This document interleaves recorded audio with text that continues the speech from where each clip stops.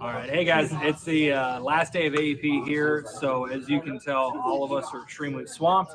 We're too busy selling in order to do the dojo. But what we're going to do is we're going to have some highlights that are kind of pieced together from different dojos just to give you guys different insights into our realm here. So if you excuse us, let's go back to selling. Enjoy the video. Y'all have a great one. Remember, when someone says, I'm all set, I'm good, that's what I heard the whole time I was cold calling. I got all the insurance I need. Thank you very much, right? What that means is I don't want to be sold. I don't like salespeople. I'm busy. I'm doing something else. If someone says I have $10,000 of final expense, I'm good. I got everything I need. I don't want any more. Oh, that's good. Yeah, it's my job just to know what you have and keep that down. That's great. I always agree with them. Now, what if they're paying $149 a month for that and you can get it to them for $100, the same coverage? That's why it's worth exploring, right? They're saying I got all I want because they don't want to buy anymore. They don't want to get quote unquote insurance poor. But that's why you ask the questions and agree with them. Sure. Yeah. Well, I'm not trying to sell you anything you don't need. My job says, what is it? Make sure you have everything you need, nothing you don't, and that you're not paying too much for anything. Those three things. So yeah, so blah, blah, blah, blah, blah. I have how much is yours then? I have no idea. I'm just writing this down. You'll talk to an agent later. Right? Yeah, I mean, you can do that and that takes the pressure off of them as well. So, but good job on good instincts on that. Keep asking the questions. I love the way you're improving there. All right, everybody. So I'm on the sales floor now and I just heard Jacob go. He's on the phone with the individual right now. As you can see, this person came in hot. First 5 seconds screaming at him. Jake was able to disarm it and get it right away. Now he's in a conversation. It's going to end up being a sale because they're open enrollment. Key is when people are mad at you, they're starting screaming, don't disengage. I know it's actually in your gut where you want to go ahead and run away. Don't do it. They're just sitting there. They want help, but they want to make sure that you're the person that can help them. And you just have to come from it from a standpoint of help. Don't argue with them. Don't do anything like that. But say, hey, I'm here to help you. I'm not here to sell you anything. Let's go. Let's figure out what it is. We can stop this whole process and make sure you can move on. That's the key, guys. Who made a good sale yesterday? Who overcame an objection? Who did something awesome? Yeah, so I got a triple yesterday. It was a med sup, dental, and a final expense all in one sale. Woo! And he doubled the benefit amount too of the final expense because I told him $5,000. He goes, make it 10, and you got it. I said, okay. Wow. So, trifecta. No complaints there. Yeah. Awesome. Good job. That's awesome. Thank you to Cherry as well too. Thanks, Cherry. What was the difference? What was the difference in getting that? What if you would have talked to him a month ago or 2 months ago? It would have been get the sup and get out. That way we at least get some type of business. Yeah. You mentioned it, right? Yeah. Imagine that. Like you mentioned it and all that. People buy insurance. They want to know it's there. You got to give them the opportunity. And yeah, from our talks yesterday, you're starting to find your own ways of saying it and all that. It's important just to find your ways to bring it in and all the different ways to bring it in. You mention it, you'll get it. If you don't mention it, there's nothing going to happen. So, and what were you telling me yesterday about the fear of losing the sub?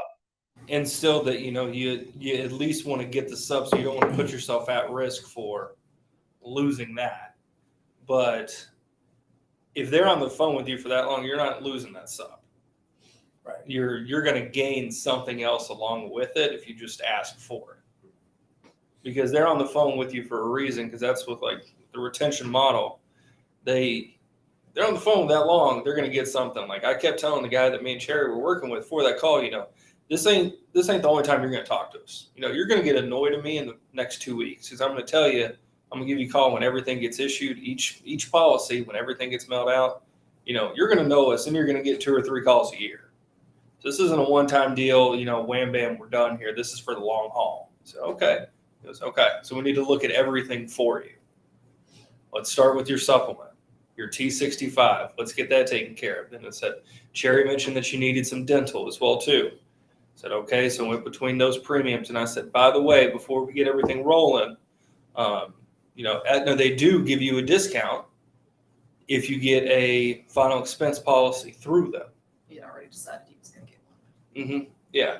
And he was already goes, yeah, he was the whole time just preaching, telling him, keep it in the family. You want to keep everything together with one company, knowing that Aetna with the super preferred rate, we could attach that in for $23. And he goes, no, double that. I want $10,000. So, okay, $44. So he went from paying $30 a month on Obamacare to $265 With the final? with the final. He So was final dental and stuff. He was in New Jersey, so it's higher for 65. Right. The magic is the difference between being a salesperson that sells them a med sup and being an agent that takes care of them for life. Why do you think State Farm and Allstate, Farmers Insurance, some of these companies have built their model? USAA is probably the best one. USAA, they work with veterans and they got that niche, and people think it's military, but they get every insurance policy you have. I mean, if you get with one USAA policy, you will end up, they have a system, they take their customer and they're going to cover them for every single thing, every type of insurance they have over time. That's their whole thing. The cost of building that first relationship is very high. The cost of making that relationship deeper is not. And the bar, I mean, once the trust is there, it's easy once you have the needs and all that. So, what Jacob did was he distinguished himself. Look, I want to have a relationship with you. I'm going to be here with you. I'm going to be with you here for life. Something my dad used to tell people is I've been around for a long time. I'll be around as long as you are, because I'm a lot younger than you are. Yeah, we're not going anywhere. I'm going to be here as long as you are, because, you got about 20 years on me. So, Jenkins might be able to say that to the older folks. What you did is you did something that was magic to someone, because someone hears that you're going to have a relationship. People love having relationships. They want to have a guy. They want to have a gal they call, right? I don't want to understand all this stuff and all that. I want someone to tell me it's going to be okay. And I want to know that I can call someone that I can trust at any time I need to. And so when we distinguish ourselves as, being that company that's there with them for life, that we're more than that. And what happens is the more products you offer, the more they buy, the more loyal they become. It's not only a get another sale play, it's a retention play.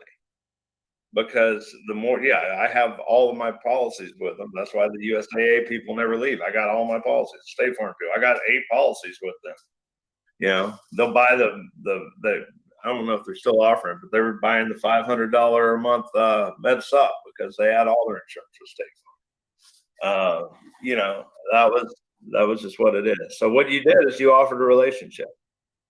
And you offer a relationship and a depth of service that, that they appreciate. It's, we're resistant. Oh, I hope he doesn't do this. He wants to know that you have a lot of capability to help.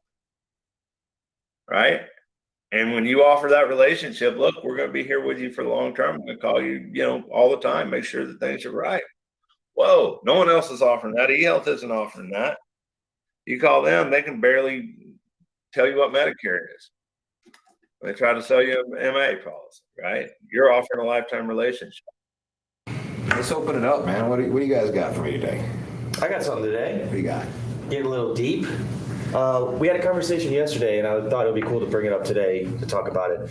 We were talking yesterday about getting into a call and understanding the concept of fear of loss versus opportunity to gain. Mm-hmm. And we talked about which is weightier when you're talking to somebody. So yesterday I had a call, and this person had an opportunity to gain, improve their benefits and had everything set up, and they're like, I don't want to change. I'm happy where I'm at. And I just felt like no matter how well I explained it, they just weren't hearing me. And so we talked about it, and you said, well, was there anything that they were losing? Did you express that they were losing out on benefits? I said, I didn't take that angle at all. I was trying to show opportunity to gain. And you said, well, fear of loss always trumps opportunity to gain. So I wanted to talk about that. All right.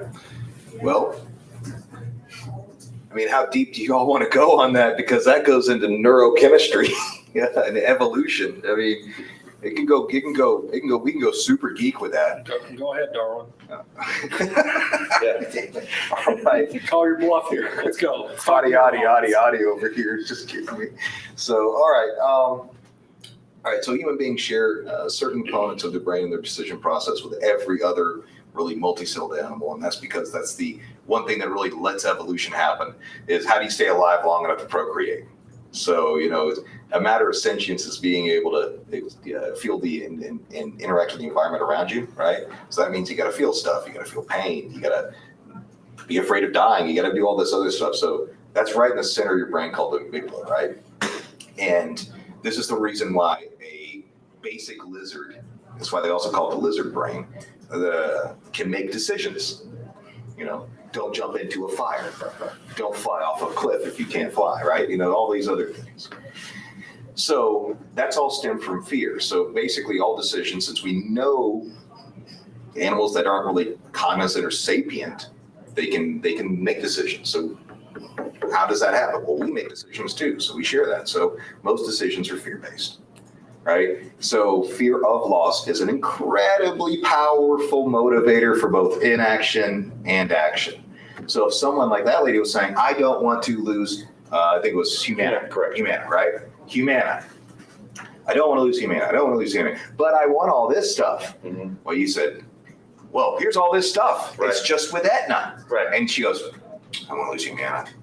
Wait, but this has everything and more than what you want. Right. Don't want to lose Humana. Don't want to lose Humana. So you go, okay, well, we got to rephrase that. We got to switch the program on it. It has to be, since you are motivated, and that's the way you make decisions is a fear of loss and avoidance of the pain of loss, right? We got to do that paradigm shift. We have to make you change your mental dynamic. So it's not an opportunity to get these extra things. It is, you already should be getting these extra things. You are losing these benefits by not taking advantage of this. Mm-hmm. That's all it is. Yeah. So that triggers another thing, which the opposite of fear of loss is fear of missing out, which is just losing an opportunity. Yeah. So you go, okay, well, you are losing these benefits by not acting. You haven't done it. So, I mean, and that's the only thing I can think of to do on that situation. And I mean, here's the funny thing. If you pay attention, they literally tell you what motivates them.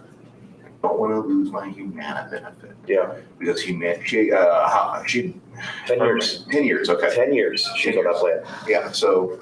To piggyback off that was the one that me and Kim had that I was helping her with this morning, where the lady calls in and she's in Michigan and she has I think it's like Meridian plan with her Medicare and Medicaid. And come to find out, that's a state plan that they just put her on. Mm-hmm. And she started that conversation with, before we go into anything, I don't want to change. And we said, fine, I don't want to change you. Mm-hmm. But we need to see what you have. Because for her big thing was she has like an aide coming to the house that's helping her out. She's in a wheelchair too. Mm-hmm. But through all the talking, we're saying, well, we can see, but I don't want to change anything right now. Her big thing was, I'm afraid to go off of Meridian. Mm-hmm. So for her, we had to kind of break it down and say, look, the way your plan is operating, Meridian is just a gatekeeper. That's all they are. The state of Michigan is paying for your health care. The reason that you have free medications and no copays or anything when you go to the doctor, it's not because of Meridian, it's because of Michigan. And the state of Michigan puts you on that plan. Now you have an option to choose what plan you want, but everything works the same. So for her, we kind of had to take that same, her fear was losing. Mm-hmm. And I did the exact same thing to where she says, I don't want to change. Well, you've been in this plan for 4 years. For the past 4 years, you've lost benefits that you don't even know exist because that's not a public plan. Right. Which one are you losing less with? Yeah. And by not moving, you're losing a lot more. Well, that's an easy decision at that point. That's a triage call on their point. So if by the way, it's not always fear of loss, right? People have different things that motivate them, different fears that actually drive them to the action. Some people are highly opportunistic and want to be fear of missing out. Some people are fear of loss. Some people, like with life insurance or with Medicare supplement clients, they fear a loss of freedom. They fear being taken advantage of. They fear all of these other things. And that's what they're telling you by saying, well, I want this. But what you're really telling me is that you don't want X. Guys, I'm going to ask a question. I'm going to direct it toward you because you talk to clients like this. I mean, you've been with the clients many years. Talking to those clients that have been on F for a very long time, they have ingrained in their brain that F is the best plan, and I know that I have to pay for that plan F. So what is your fear of loss strategy, or what is your strategies to conduct with a client when they are, paying a lot for a plan F and you can save them a significant amount of money by going to a G? Well, there's some age factors that get involved there too. Generally, when people get into their 80s or they've had situations where they feel comfortable and they don't want to switch, I'm like, fine, we can keep you with the F. I always explain, you're going to hear a lot about Plan G. This is what it does, but it's your decision. I still sell a lot of Plan Fs. Plan F is great. In fact, I prefer to sell a Plan F because I know they're not going to call me and ask me what these bills are about. Right. But you have to let them make the decision. You can guide them in the right way, and it's a psychological game most of the time. But you can't force them and say, well, you should have done this, and all these things are available, and why don't you do that? And you're not there yet, typically, at that stage in the conversation. You have to build all the trust and all that sort of thing, and use third-party references. That's very important. A lot of times when people have had to use the plan or need, like in this case you're talking about, they're already getting care. They don't want to mess with it. They're afraid of loss. They're afraid they're going to lose their coverage. Some guy's calling me. He's trying to talk me into something. You've got a lot of trust building that has to be done there first before you can even get into that. But I've had people that they'll spend an extra, $1,000, $2,000 a year to keep that Plan F. And, that's fine. It just depends on the person, really. If you get somebody who has been in the hospital quite a bit, and they've had, throughout the years, to kind of like he was saying, with age is a big factor too. Yeah. So you get somebody who's 68 and perfectly healthy on a Plan F that they're not really using. You can kind of say, hey, look, the only reason I'm bringing this up is because of how young you are. For me, I think really the more time I spend with these people, I think that the easier it gets. Because with it, like me and Chris did yesterday, it was 30, 45 minutes of just going through the application, finding a good fit. And what that does is it makes you look like you know your craft. You know the applications, who's going to decline. And we went through Manhattan. I told them stories about my opinion with Manhattan, kind of how they treated people, how they treat me. Went through Mutual, their underwriting, the issues with it, went through AARP, but went through every single company. So that way, when you make the recommendation, you say, look, Great Southern Life is our best opportunity to get you approved. It looks the best on paper. Hopefully it is the best. Well, when they approved it on the phone, that customer is never leaving us. What you're saying is fantastic. That's true. Here's something I used to teach. I haven't taught in a while, and I got to remember this. When we're talking to, especially when we get new leads, and we're going to start getting a lot more this year, but when you're doing that, you're in a competitive situation. We often think, that we're competing with the other carrier or the other person who's going to call them, to get the policy. But the truth is, we're competing with the person who's going to call them 2 years from now, 3 years from now, right after they got a rate increase. So you got to realize that if you're building a career instead of trying to make a sale, if you raise the bar so high and you do such a good job for them, and not just that you did a good job, but you demonstrated what a good job you did, because that's, you walking through them with that shows your confidence instead of like, hold on. Okay, Great Southern. right? That's not demonstrating your value, but walking through, okay, let's go through this company and they're going to have this and they're going to have that. And then you get them approved. They're like, wow, the next person who calls them, 2 years from now, they just get a 20% rate increase. The next person calls them and says, hey, I can get you a good deal. You want watches? You want Rolexes? You want, whatever. They're going to be like, yeah, I got to call you. Right? They're just not going to feel that because you raised the bar so high. You walk them through that. You create an emotional feeling in them that the other person in the eHealth call center is not going to be able to do. Because you connected with them on a deep level, you walked them through, you gave them that certainty and all that. So remember that. That's what you're doing fantastic, is you're demonstrating value. You're demonstrating your value, not just giving the value away and keeping it from them, but demonstrating by walking them through it. I learned long ago that when I was in people's homes and I had my little folder and it had all the applications in it, that I would go in and say, the best price for you is this. And people go, okay, I'll think about it. But then if I went out and I pulled out outlines of coverage, and this is how we used to have to post stuff. So you pull out the book with the outline of coverage, and I would pull one out and I would write it down. I'd go in, I would know we're selling in Lufkin, Texas, and the surrounding area. I pretty much knew there was a number one and a number two company in all cases, right? I knew who it was, but I'd pull like 4 or 5 companies out, and I'd go down, I'd find it, and I'd write it on a pad. And I'd pull the next one out, and I'd write it on a pad. And I'd look at it all, and it's like, okay, well, I've looked at the top companies here, and it looks like the best price for you is going to be American Pioneer, blah, blah. That was the company we were selling a lot of back then. And, and I would show that. And all of a sudden, everyone started buying from me more, and everyone seemed more interested. I didn't seem like a salesman trying to push my product on them. I looked like a broker who's doing the shopping for them, like I said earlier, right?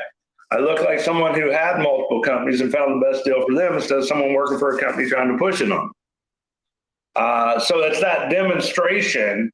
I could do it in my head real quick, know exactly what it's for them, but demonstrating, letting them see me walk through the process, gain the credibility, and took them through it. What I could do in my head, I had to do in front of them for the next 15 minutes. Right? So that's what you're doing there. All Yes. right. Tell us what you're working on today. Slowing down on applications. What's that? Slowing down on applications. Slowing down on apps. Taking your time. Yes. God gave you two ears and one mouth. Is that right? Yes. So no, I'm just wondering what does that mean to you? Slowing down. Well, I made some mistakes just by rushing it through just because I want to get that cell on. Because I want to get on the next call and make another cell, and go through that app and go on the next one. Just because I'm ready for it. Instead of slow down. So love the one you're with. Where else you gonna go? Where else you gonna go? Right? Love them you're with. That person's not going to answer the phone call. If you have someone, that's important. If you have someone on the phone, that's your entire world. Yeah. There's nowhere else to go. There's no one else to call. That next appointment that you have at 3:00 probably won't answer anyway. You take as long as you need to take care of that and do That's it. my problem, Brandon. That's my problem. The clients, I feel like I'm being rushed from them, so I'm trying to match their pace, and that's where I'm making my mistakes. When they tell me I only have 5 minutes and I've been on the phone with them for 30 minutes, I'm just like, well, I just need a little bit more time to finish this application. And then you have to go back to the agent so they can QC, everything, do like their aerial mission.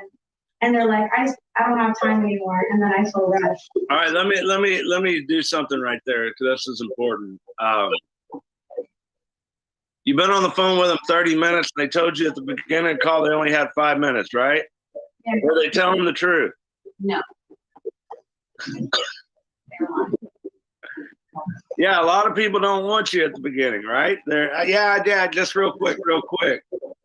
Your job is, don't pay attention to that. They'll get off the phone when they need to. Your job is to get in the situation where you need to. They're going to tell you that? Sure, fine. Don't let that suspend over you. You do your thing. And I guarantee you, once you've been on the phone with them 30 minutes, you're hanging over that 5-minute thing still in your head, and you got that suspended rush thing going on. They've already long forgotten about it. And it's the same thing you get to and say, well, let me think about it, talk to my brother. Okay, that's great, because your brother probably does this every day and has connections with all the companies for the last couple of years like we have. But don't get smart aleck like that. But you said, great, that's great. Well, let me tell you what you're going to think about. And then you go recap. This is a good company. We're the greatest. See, this is the best. This is the best price. Da, da, da, da, da. And if you qualify, et cetera, et cetera, et cetera, reclose. They've already forgotten that they told you they're going to talk to you about it. Remember, what they're saying isn't always true. It's not what they actually mean. It's a human interaction. How many of you aren't 100% truthful when someone calls you on the phone and wants to take all your time? All right. Even with people I know. I never answer. Yeah. The best salespeople in the world know what a sale looks like, right? It's going to take X amount of time. We're going to go through stage A, B, C, and D, and they just do it. And this one says, well, okay. And then they just keep doing it. And they keep doing it. And every now and then someone's like, I told you I got to get off the phone. Why don't you call me back now? Okay, that's going to happen 1 out of 20 times, and you've already made 18 sales. So just do that. Accept that every now and then they're actually telling the truth. But know the game that you're going to play, and don't be influenced by them. You influence them. But you don't do it by talking over them, going fast, being in a hurry. You do it by slowly, methodically drawing them out, doing the right things, step by step, taking them through the steps that we know. I hope that helps. All